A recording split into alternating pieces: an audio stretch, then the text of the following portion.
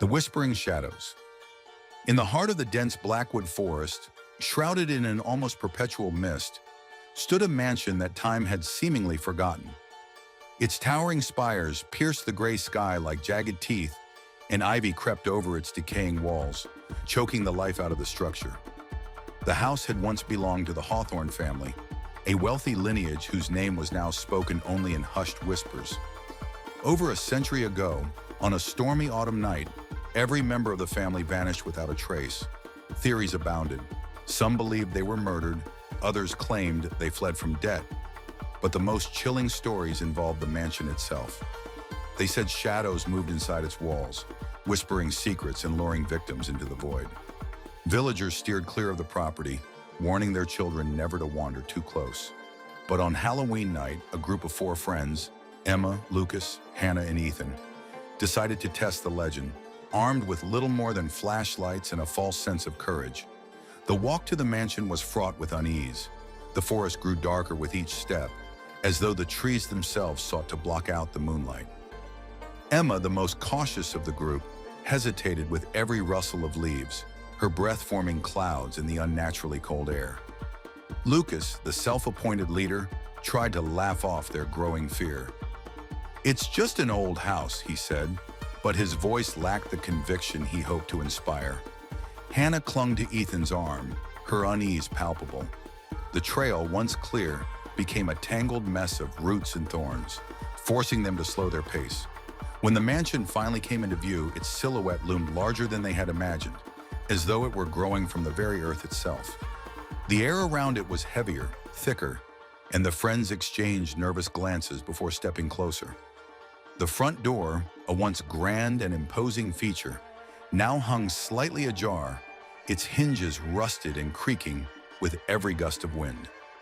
Lucas was the first to step forward, pushing the door open with an almost casual force. It swung inward with a groan, revealing a cavernous entryway cloaked in shadow. The air inside was damp and carried the faint scent of rot and mildew. Dust motes danced in the pale light filtering through shattered windows, giving the space an eerie, otherworldly glow. On the walls, faded portraits stared down at the group, their painted eyes seeming to follow their every move. A massive chandelier hung precariously above, its crystals dulled by years of neglect. The floor beneath their feet creaked and groaned, as if protesting their intrusion. "This place is straight out of a nightmare," Hannah muttered, her voice barely above a whisper. Lucas smirked but didn't respond, too busy scanning the room for signs of life or danger. The group decided to explore despite the unease settling over them like a suffocating fog. Lucas, ever the adventurer, ventured into the library, his flashlight beam slicing through the thick darkness. Rows of ancient books lined the walls, their spines cracked and titles faded beyond recognition. One book, however, stood out. Its cover was embossed with an unfamiliar symbol, a jagged spiral surrounded by what looked like claw marks. Drawn by a strange compulsion, Lucas reached for it. The leather was cold and oddly slick under his fingers, sending a chill down his spine. As he opened it, the pages crackled, and an unnatural whispering filled the room. The voice was low and guttural, speaking a language Lucas couldn't begin to understand. His heart pounded as the whispers grew louder, drowning out his own thoughts. Slamming the book shut, he backed away, but the whispers didn't stop. They followed him, an insidious presence in his mind. Meanwhile, Hannah and Ethan wandered into the kitchen, a space that felt more sinister than they could have anticipated. Pots and pans hung from the ceiling, their polished surfaces reflecting their flashlights in distorted patterns. The air was colder here, biting at their skin despite the lack of any breeze. Hannah ran her fingers along the countertop, feeling a sticky residue that smelled faintly metallic. "This is disgusting," she said, wiping her hand on her jeans. Ethan was about to respond when a pan swung violently from its hook, clanging against another with a deafening crash. Both froze, their flashlights trembling in their hands. "It's just the wind," Ethan said, though his voice betrayed his fear. Hannah nodded, but her grip on his arm tightened. The kitchen seemed to breathe around them, the shadows growing longer and darker with each passing moment. Emma, reluctant to split up, lingered in the entryway, her unease growing with every creak and groan of the house. Her flashlight flickered as she noticed a grand staircase winding upward into the shadows. Something about it felt wrong, as though it were leading to a place that no one should ever go. But curiosity and a stubborn need to prove her bravery won out. She ascended the stairs slowly, each step groaning under her weight. On the second floor, she found a room with a single rocking chair positioned in the center. The chair moved on its own, its creaking rhythm steady and deliberate. As Emma stepped closer, a faint lullaby began to play, the sound seemingly emanating from nowhere and everywhere at once. She froze, her flashlight flickering again. The lullaby was soft but carried an undercurrent of something sinister, something that made her skin crawl. Before she could investigate further, a scream erupted from downstairs, breaking the tense silence. "Emma!" Lucas's voice echoed through the house, filled with panic. She bolted from the room, nearly tripping down the stairs in her haste. In the kitchen, she found the others huddled together, their faces pale and eyes wide. "We need to leave," Lucas said, his voice trembling. He held up the strange book, its cover now pulsating faintly as though alive. "This house, it's not normal," he added. Before they could respond, the door to the kitchen slammed shut with a force that rattled the walls. The lights flickered, plunging them into darkness. Then the whispers began, low, insistent, and coming from all directions. When the whispers escalated into a deafening roar, shadows began to coalesce in the corners of the room, growing and twisting into grotesque shapes.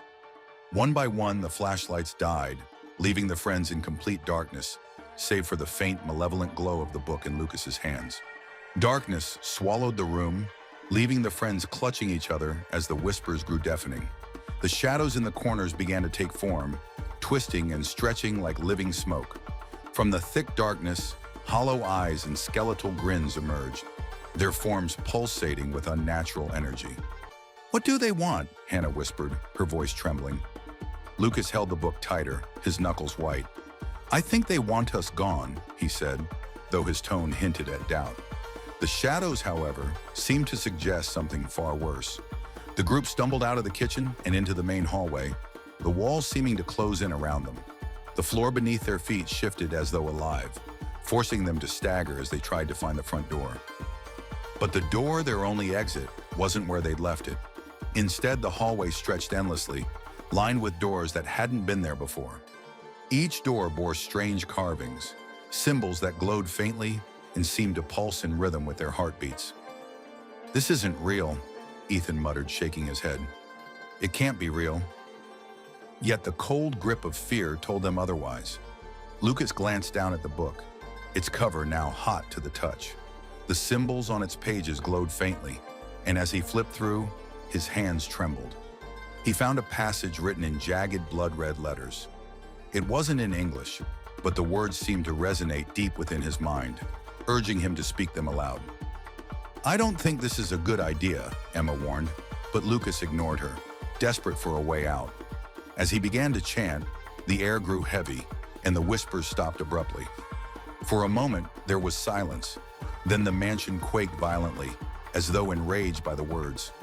The walls cracked, revealing veins of darkness pulsing with an eerie light.